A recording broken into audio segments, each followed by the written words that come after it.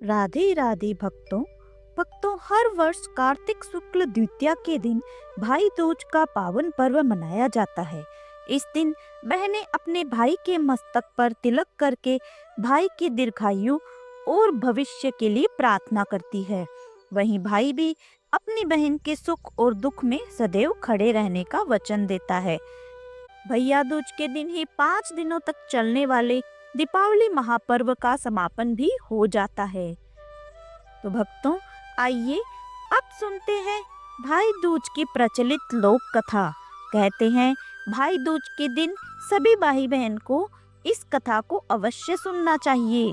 भाई दूज की कथा। एक बार एक बुढ़िया माई थी जिनके 7 बेटे और एक बेटी थी। बेटी का विवाह हो चुका था। जब बूढ़ी माई के बेटों की शादी का नंबर आता तो फेरों के समय एक नाग आता और उसके बेटे को डस लेता था। बेटी की वही मंडप में ही मृत्यु हो जाती और बहू विधवा हो जाती। इस तरह बूढ़ी माई के 6 बेटे मर गए। 7वें का विवाह होना बाकी था। इस तरह अपने बेटों के मर जाने के दुख से बूढ़ी माई रो रो कर अंधी हो गई थी। भाई दूज का पर्व आने को हुआ तो एक दिन भाई ने कहा कि माँ, मैं अपनी बहन से तिलक कराने जाऊंगा। माँ ने कहा ठीक है। उधर जब बहन को पता चला तो कि उसका भाई उसके घर आ रहा है तो वह खुशी से पागल होकर पड़ोसन के घर गई और पूछने लगी कि बहन, जब बहुत प्यारा भाई घर आए तो क्या क्या बनाना चाहिए। पड़ोसन उसकी खुशी को देखकर जल भुन गई और कहने लगी कि दूध से रसोई लेप ले और घी में चावल पका लेना।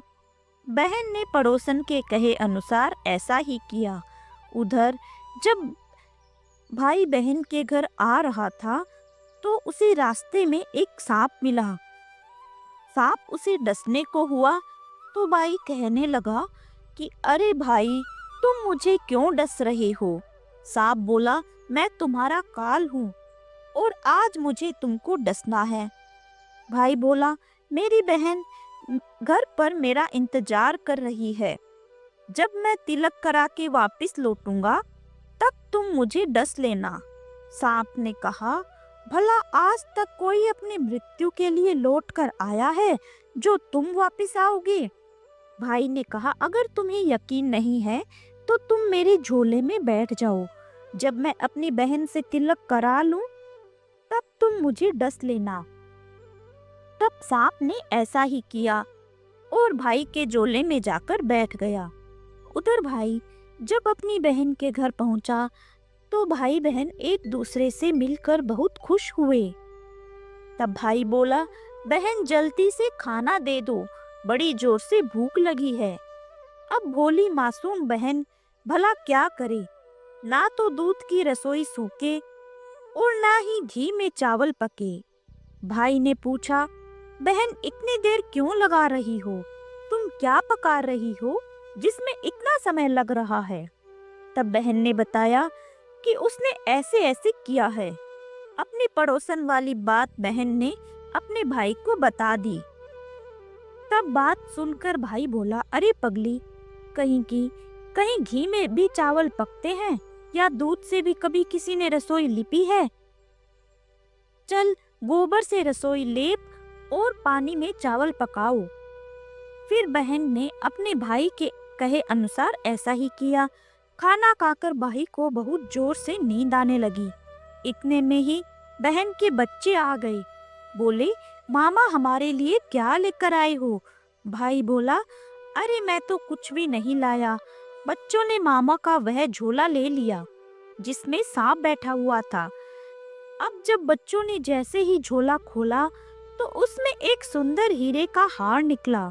बहन ने कहा, भैया तुमने बताया नहीं कि तुम मेरे लिए इतना सुंदर हार लेकर आए हो। भाई बोला, जिसे हैरानी तो हुई।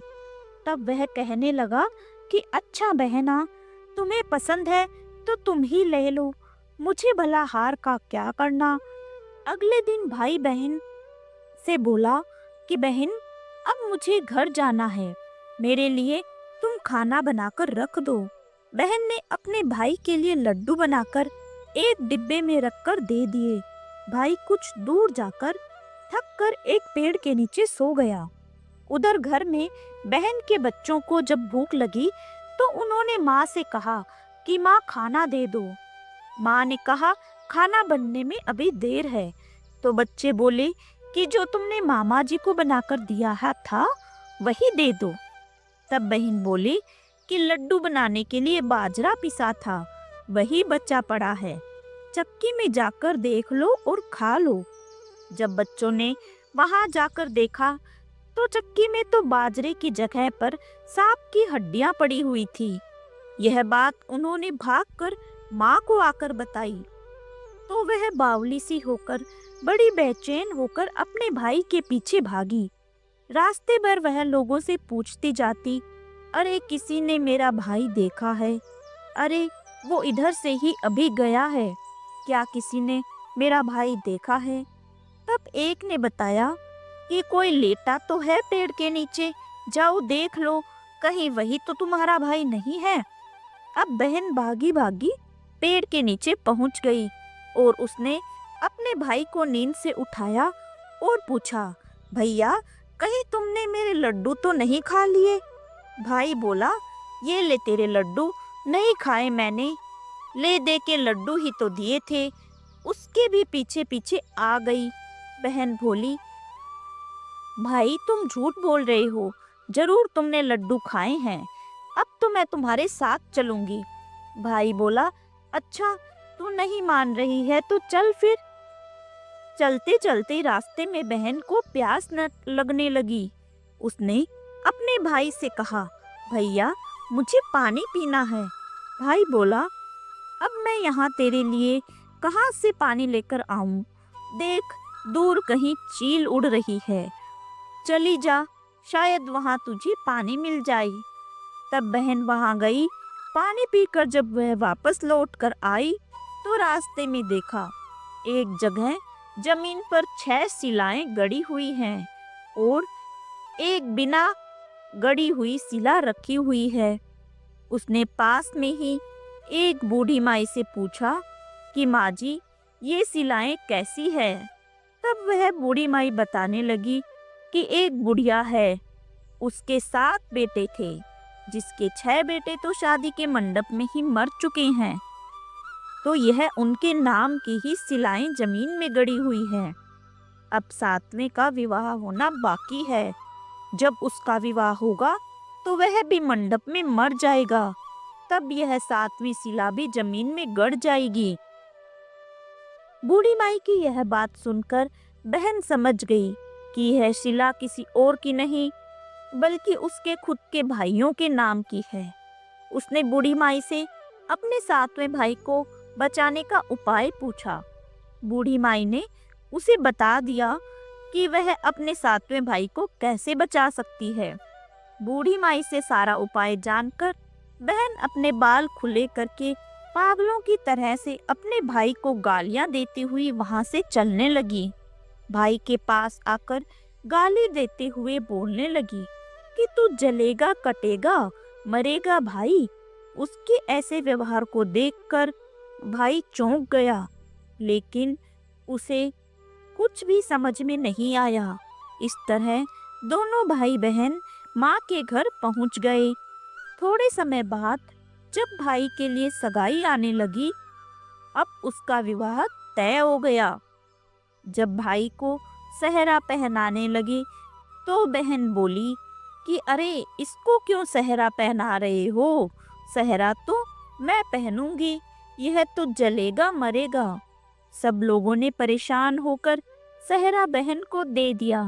बहन ने देखा उसमें तो कलगी की जगह सांप का बच्चा था। बहन ने उसे निकालकर फेंक दिया। अब जब भाई घोड़ी पर चढ़ने लगा तो बहन फिर से बोली, यह घोड़ी पर क्यों चढ़ेगा? घोड़ी पर तो मैं बैठूंगी, यह तो जलेगा मरेगा, इसकी लाश को तो चील कौवे खाएंगे। सुन सुनकर सारे लोग बड़े परेशान हो गए। आखिरकार सब ने बहन को घोड़ी पर भी चढ़ने दिया। अब जब बारात चलने को हुई तब बहन बोली कि यह दरवाजे से क्यों निकलेगा, यह तो पीछे के रास्ते से जाएगा, इस दरवाजे से तो मैं निकलूंगी। जब वह दरवाजे से नीचे से जा रही थी तो दरवाजा अचानक बड़बड़ाकर गिरने लगा।